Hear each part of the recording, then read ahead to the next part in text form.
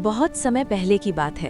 अरब के एक सूखे और रेतीले इलाके में एक छोटा सा कस्बा था, नूराबाद। ये कस्बा छोटा जरूर था, लेकिन यहाँ के लोग सादगी, ईमानदारी और अल्लाह के डर के लिए मशहूर थे। इसी कस्बे में एक नौजवान रहता था जिसका नाम था सालिम। सालिम एक गरीब परिवार से था। उसके पिता का देहांत वो बहुत छोटा था तभी हो गया था। माँ ने सिलाई करके और कभी-कभी लोगों के घरों में काम करके उसे पाला। हालात मुश्किल थे, मगर माँ की जबान पर हर वक्त एक ही बात रहती, बेटा, हालात चाहे जैसे हों, कभी अल्लाह पर से भरोसा मत खोना। सालिम बचपन से ही मेहनती, सच्चा और अल्लाह से डरने वाला लड़का था। वो फजर की नमाज मस्जिद में पढ़ता, फिर दिन भर मेहनत करता। कभी किसी से झूठ नहीं बोला, न किसी का हक मारा। ईमानदारी की पहली परीक्षा। एक दिन सालिम को कस्बे के सबसे बड़े व्यापारी हाजी अब्दुल रशीद के यहाँ काम मिल गया।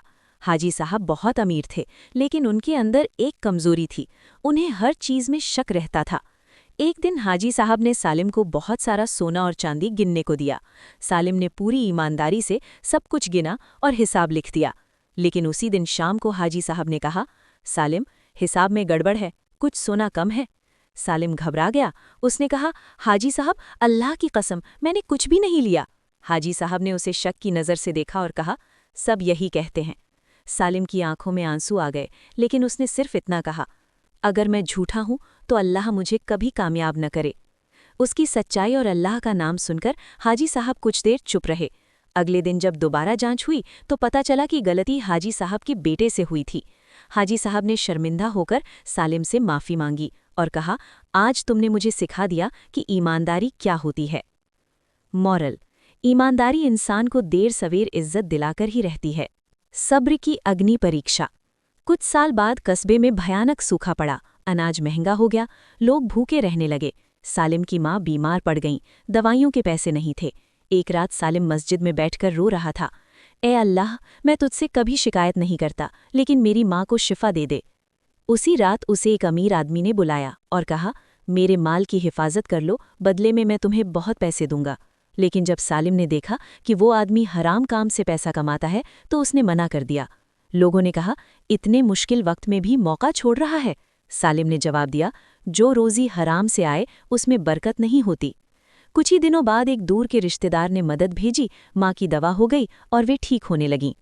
मॉरल: सब्र और हलाल रोज़ी अल्लाह की मदद को ज़रूर बुलाती है। इंसाफ की कसौटी। कस्बे में एक ज़मीन को लेकर झगड़ा हुआ। अमीर आदमी गरीब पर जुल्म कर रहा था। सब डर रहे थे, कोई सच बोलने को तैयार नहीं था। काजी ने गवाह मांगा। सालिम जानता था कि अगर उसने सच बोला तो अमीर आदमी उसका दुश्मन बन जाएगा, लेकिन उसने सोचा, अल्लाह सब देख रहा है। सालिम ने सच गवाही दी। अमीर आदमी हार गया। बाद में उसी अमीर आदमी ने कहा, तुम्हारी एक गवाही ने मुझे मेरी गलती दिखा दी।